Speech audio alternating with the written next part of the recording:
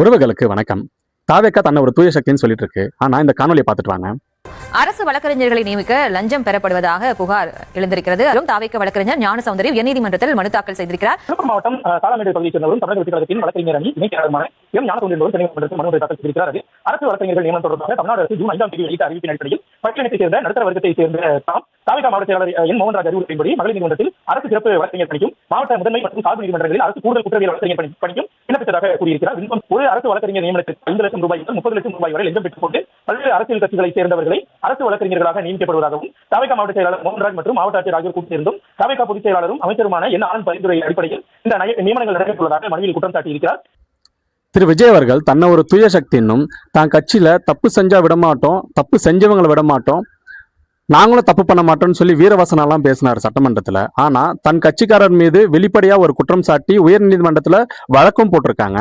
ஆனா இதை பத்தின ஒரு அறிக்கை கூட விடாத திரு விஜய் அவர்களை எப்படி தாவேக்கா ஆதரவாளர்கள் ஏத்துக்கிறீங்கன்னு சத்தியமே எங்களுக்கு புரியல.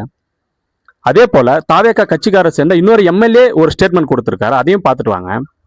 கடந்த ஆட்சி காலத்துல கொள்ளடிச்சு கொண்டு போயிருக்காங்க மேடம். அதுக்கு முன்னாடி பாத்தீங்கன்னா அதிமுக ஆட்சியில அவ்வளவு மக்களோட வரி பணத்தை கொள்ளடிச்சிருக்காங்க. நான் சொல்லல, திமுக அரசாங்கமே சொல்லிருக்கு எடப்பாடி பழனிசாமி மேல நடவடிக்கை போறேன், ஓபிஎஸ் நடவடிக்கை போறேன், செந்தில் பாலாஜி அப்படியே பாத்தீங்கன்னா தமிழ்நாட்டிலே மோசமான ஆள் தான் அப்படி ஓபிஎஸ் செந்தில் பாலாஜி பக்கத்துல உட்கார வச்சிருக்காங்க. குட்டா ஊழல், வாக்கி டாக்கி ஊழல், தாதுமணல் ஊழல், எல்லா ஊழலை பத்தி பேசுறாங்க. கடந்த ஆட்சி ஒரு நடவடிக்கை எடுக்கல. தாவேக்கா கட்சியை சேர்ந்த எம்எல்ஏவே முன்னாள் எம்எல்ஏக்களோட பேரை வெளிப்படையா சொல்லி அவங்க மேல ஊழல் வழக்கு இருக்குன்னு சொல்லியும் கூட அவங்க எல்லாம் தன்னோட கட்சியில இணைச்சுக்கிறாங்க அப்படின்னா தாவேக்கா அரசு எந்த மாதிரியான மனநிலையில இருக்கு?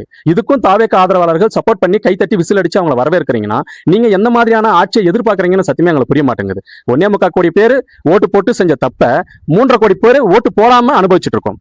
திரு செந்தமிழன் சீமான் அவர்கள் ஏற்கனவே சொல்லியிருக்காரு, இவங்க வெறும் கவர்ச்சி அரசியல் மட்டும்தான் பண்ணிட்டு இருக்காங்கன்னு சொல்லிட்டு. அவங்க மேற்கொண்டு கவர்ச்சி அரசியலை காட்டி மக்களோட மனநிலையை மாத்திட்டே இருக்காங்க.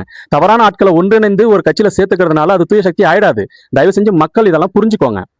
மேற்கொண்டு தவறு செய்யற அத்தனை ஆட்சியாளர்களுக்குமே நாங்க ஆதரவா தான் இருப்போம் அப்படின்னா தாவேக்கா கழக உறவுகளால சத்தியமா இந்த தமிழ்நாடு அதல பாதாளத்துக்கு போகுங்கிறது உறுதி.